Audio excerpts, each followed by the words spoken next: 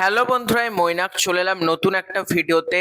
আজকে এই ভিডিওতে বুম্বাদা ও যিশু সেনগুপ্ত আর শুভশ্রীর আপকামিং সিনেমা অভিমানের একটা গান নিয়ে কথা বলবো। ভালোবেসে যদি, সেই গানটা কেমন লাগলো সেটা নিয়ে কথা বলবো। এছাড়াও হইচই বাংলাদেশের একটা সিরিজ আসতে চলেছে হেডলাইন, তার পোস্টার চলে এসেছে, সেই পোস্টারটা নিয়েও কথা বলবো। সবার ফার্স্টে তোমাদেরকে অনুরোধ করব, চ্যানেলে প্রথমবার হয়ে থাকলে চ্যানেলটাকে সাবস্ক্রাইব করে দিও। তোমাদের যদি ভিডিওটা ভালো লাগে ভিডিওতে একটা লাইক করো, কমেন্ট করো।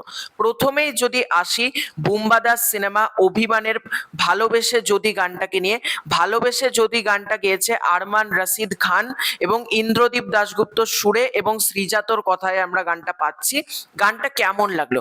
আমার কিন্তু এই গানটা বেশ ভালো লেগেছে। দেখো, আমি চাইলে এটাকে টিভিতে লাইভ রিয়াকশন করব ভেবেছিলাম, কিন্তু এটা আমার ইচ্ছেও ছিল, কিন্তু এসভিএফ যে পরিমাণ কপিরাইট দেয়, মানে গানটার রিয়াকশন তোমরা দেখতেই পাবে না, হয় গানটাকে মিউট করতে হবে, নয়তো প্রচুর পার্ট আমাকে কেটে বাদ দিয়ে দিতে হবে।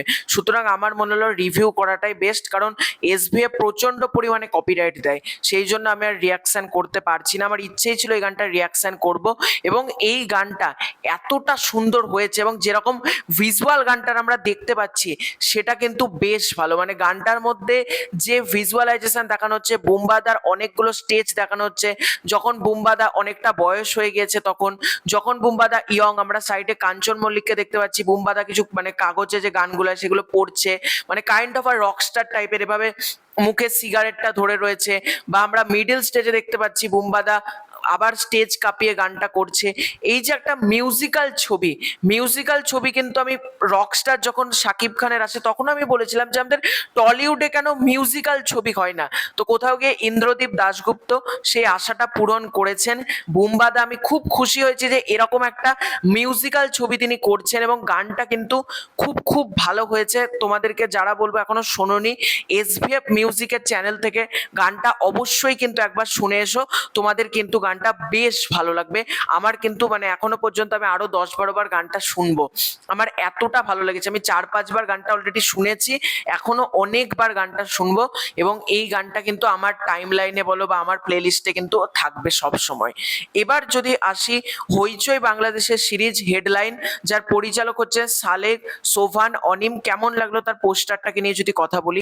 এই পোস্টারটার মধ্যে আমরা যেটা দেখতে পাচ্ছি সেটা হচ্ছে একটা খবরের কাগজের মধ্যে থেকে আমরা বেরিয়ে আসতে দেখতে পাচ্ছি, মানে চারিদিকে খবরের কাগজটা ফেটে একটা জায়গা থেকে আমরা দেখতে পাচ্ছি ইয়াস রোহান, এবং আরেকটা জায়গা থেকে আমরা দেখতে পাচ্ছি জিয়াউল ফারুক অপূর্ব। এবং খবরের কাগজের বেসিক্যালি হেডলাইন মানে হচ্ছে কি, খবরের কাগজের হেডলাইন, সেই হেডলাইনগুলোকে আমরা দেখতে পাচ্ছি। এবং হইচইতে 25শে জুন কাজটা আসছে। শাউকি এটার প্রডিউসার এবং রাইটার হিসেবে রয়েছে সৈয়দ আহমেদ শাউকি। তো কাজটাকে নিয়ে আশা আমার রয়েছে, এবং হইচইয়ের থেকে আমি হইচই বাংলাদেশের কাজ নিয়ে বেশি এক্সাইটেড থাকি, কারণ বাংলাদেশের কাজের মধ্যে না একটা কোয়ালিটি থাকে। আমি ফার্স্টে ভেবেছিলাম হয়তো গোলাম মামুন 2 এর অ্যানাউন্সমেন্ট আসতে পারে, তবে না, তারা কিন্তু হেডলাইনের অ্যানাউন্স করেছে। আফসানা আরা বিন্দুকে আমরা এটার সাথে দেখতে পাবো। অপূর্ব এবং বিন্দু জুটি বেশ পপুলার, কিন্তু তাছাড়া ইয়াস রোহান, তারও কিন্তু একটা স্ট্রং অডিয়েন্স রয়েছে। দেখা যাক কাজটা কেমন হয়। আমি কিন্তু এই কাজটাকে নিয়ে মানে আশায় আছি। 25শে জুন কিন্তু হইচইতে কাজটা আসতে চলেছে। তো তোমাদের পুরো এন্টার বিষয়টাকে নিয়ে কি মতামত কমেন্ট করে জানিও। খুব শীঘ্রই দেখা হচ্ছে নতুন কোনো ভিডিওতে। চ্যানেলে প্রথমবার হয়ে থাকলে চ্যানেলটাকে সাবস্ক্রাইব করে দিও। Bye bye.